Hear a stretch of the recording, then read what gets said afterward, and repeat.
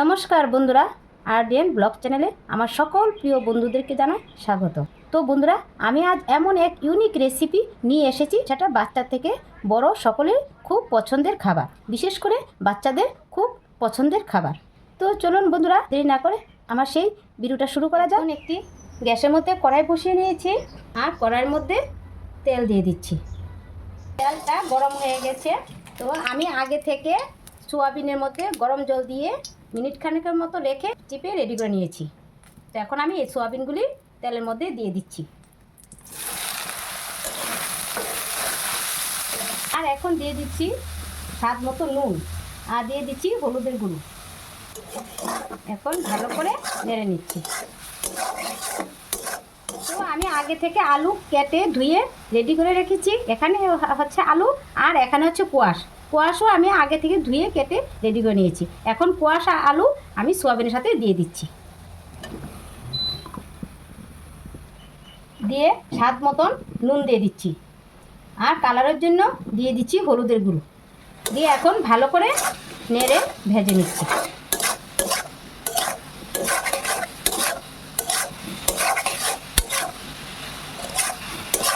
Quash, আলু আর soybean ভাজা complete হয়ে গেছে। এখন আমি এগুলিকে নামিয়ে নিচ্ছি।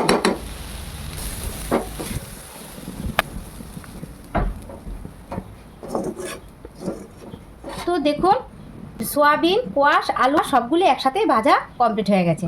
আমি এগুলিকে বেশি ভাজবো না, এভাবে হালকা ভেজে নেব। কোয়াশ আলু ভেজে নিয়েছিলাম, সেই কড়াইয়ের মধ্যে আমি সয়াবিন সম্বাস দেব। দেখুন তেলটা গরম হয়ে গেছে। এখন ফোড়নের জন্য দিয়ে দিচ্ছি শুকনো লঙ্কা আর দিয়ে দিচ্ছি তেজপাতা আর এখানে দিয়ে দিচ্ছি এলাচি, দারচিনি আর লং।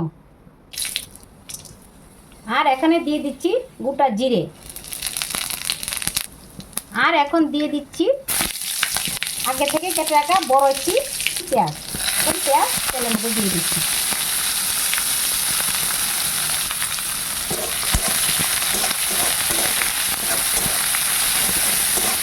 সয়াবিনটা আমি রান্না করব, কোনো মশলা এখানে আমি যোগ করব না।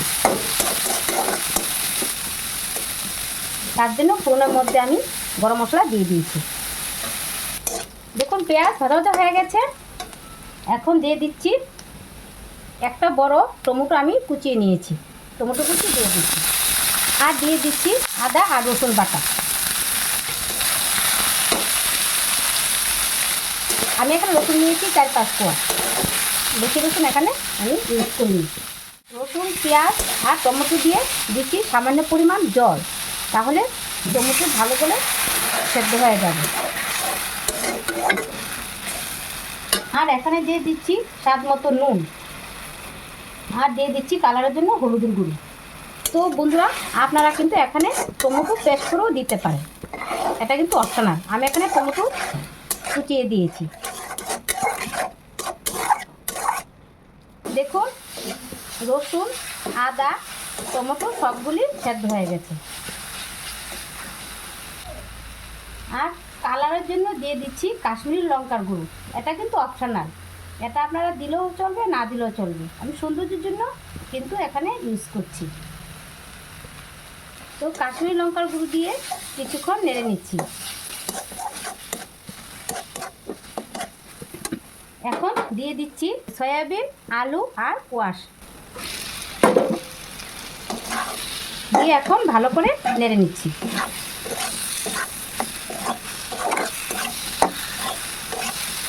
আর এখন দিয়ে দিচ্ছি উষ্ণ গরম জল। এখন এখানে উষ্ণ গরম জল দিয়ে দিয়েছি।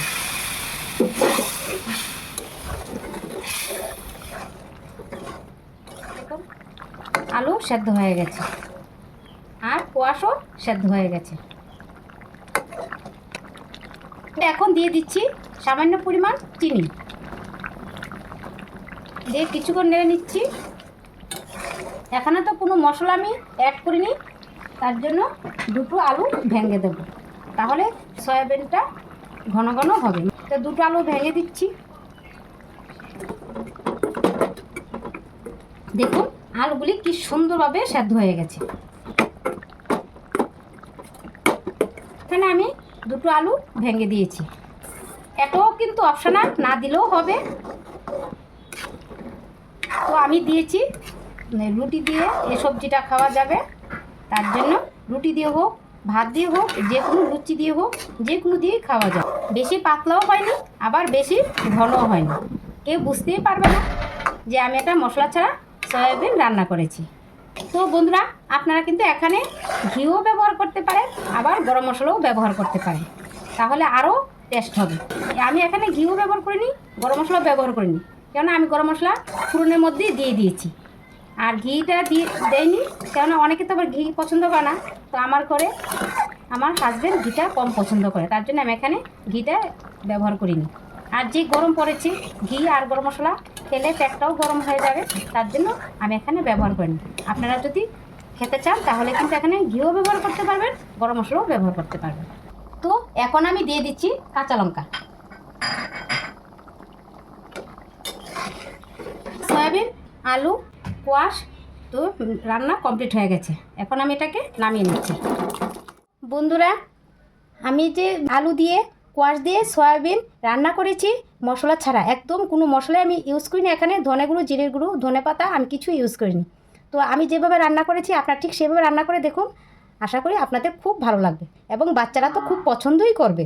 তো বন্ধুরা, আমার সেই সয়াবিনের তরকারিটা ইউনিক হয়েছে কিনা সেটা কিন্তু অবশ্যই কমেন্টের মাধ্যমে জানাবেন, জানালে কিন্তু আমি খুব খুশি হব। আমার সেই মশলা ছাড়া সয়াবিনের ভিডিওটা আপনাদের কাছে কেমন লাগলো তা কিন্তু অবশ্যই কমেন্টের মাধ্যমে জানাবেন।